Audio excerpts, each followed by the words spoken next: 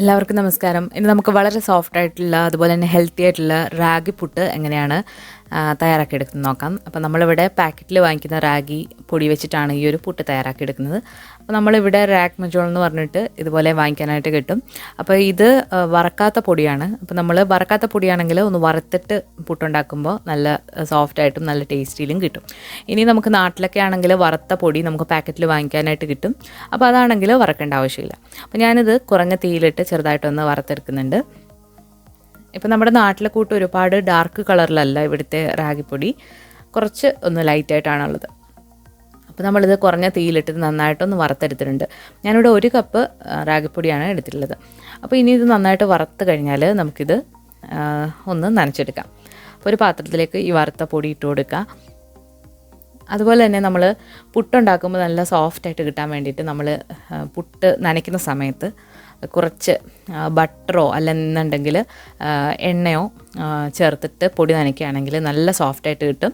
അപ്പോൾ ഇതിനു മുൻപ് നമ്മൾ സോഫ്റ്റായിട്ടുള്ള ഗോതമ്പ് പുട്ട്, റവ പുട്ട്, അതുപോലെ തന്നെ അരിപ്പുട്ട്, ഇത് 3ഉം തയ്യാറാക്കിയിട്ടുണ്ട്. അതുപോലെ തന്നെ പാക്കറ്റ് പൊടിയില്ലാതെ നമ്മുടെ പുഴുക്കൽ അരി വെച്ചിട്ടുള്ള പുട്ട് നമ്മൾ ഇതിനു മുൻപ് അപ്ലോഡ് ചെയ്തിട്ടുണ്ട്. അപ്പോൾ അതൊക്കെ കണ്ടു നോക്കാം. അപ്പോൾ ഇത് ഇനി കുറേശ്ശെ വെള്ളം ഒഴിച്ചിട്ട് ഇതൊന്ന് നനച്ചെടുക്കുക. വെള്ളം ഒരുപാട് കൂടിപ്പോകരുത്. അപ്പോൾ ഒരു 1/2 കപ്പ് വെള്ളത്തോളം വേണ്ടി വരും ഇത് കുഴയ്ക്കാനായിട്ട്. ഇനി ഇത് ഒന്നുകൂടി നല്ല സോഫ്റ്റായി കിട്ടാൻ വേണ്ടിയിട്ട് നമ്മളിത് മിക്സിയുടെ ചെറിയ ജാറിലിട്ട് ജസ്റ്റ് ഒന്ന് പൾസ് ചെയ്തെടുക്കുക. അപ്പോൾ ഇത് ഒന്നുകൂടി നല്ല സോഫ്റ്റാവും. നമ്മളിപ്പോൾ നല്ല സോഫ്റ്റായിട്ട് നമ്മുടെ ഈ പുട്ട് വന്നിട്ടുണ്ട്. ഇതിന് നല്ല മയം ഉണ്ടോ എന്ന് അറിയാൻ വേണ്ടിയിട്ട് നമ്മളിങ്ങനെ എടുത്തിട്ട് ഒന്ന് ഉരുള ആക്കി നോക്കുമ്പോൾ ഇതുപോലെ ഇരിക്കണം. അപ്പോൾ ഇങ്ങനെ ഇരിക്കുമ്പോൾ ഈ ഒരു പുട്ടിന് നല്ലൊരു മയം കിട്ടും. ഇതിനി ഇതുപോലെ പുട്ടുകുറ്റിയിലാക്കാം.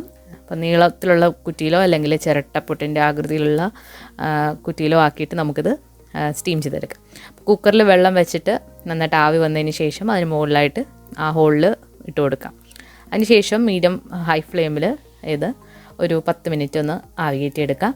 അപ്പോൾ വളരെ സോഫ്റ്റും അതുപോലെ തന്നെ ടേസ്റ്റിയും ഹെൽത്തിയുമായിട്ടുള്ള റാഗി പുട്ട് ഇവിടെ റെഡി ആയിട്ടുണ്ട്.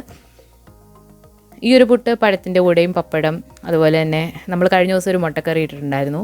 ആ ഒരു മുട്ടക്കറിയുടെ കൂടെയൊക്കെ കഴിക്കാനായിട്ട് നല്ല ടേസ്റ്റിയാണ്. കടലക്കറിയും എല്ലാം വെച്ചിട്ടും കഴിക്കാം. അപ്പോൾ എന്തായാലും റാഗി പുട്ട് തീർച്ചയായിട്ടും ട്രൈ ചെയ്ത് നോക്കണം. നിങ്ങൾക്ക് എല്ലാവർക്കും ഇഷ്ടമാവും. അപ്പം ഈ ഒരു വീഡിയോ ഇഷ്ടമായിട്ടുണ്ടെങ്കിൽ ലൈക്ക് ചെയ്യാനും ഷെയർ ചെയ്യാനും മറക്കരുത്. നമ്മുടെ ചാനൽ ഇതുവരെ സബ്സ്ക്രൈബ് ചെയ്തിട്ടില്ല എന്നുണ്ടെങ്കിൽ സബ്സ്ക്രൈബ് ചെയ്യാനും മടിക്കരുത്. പുതിയൊരു റെസിപ്പി വീഡിയോ ആയിട്ട് നമുക്ക് വീണ്ടും കാണാം. താങ്ക്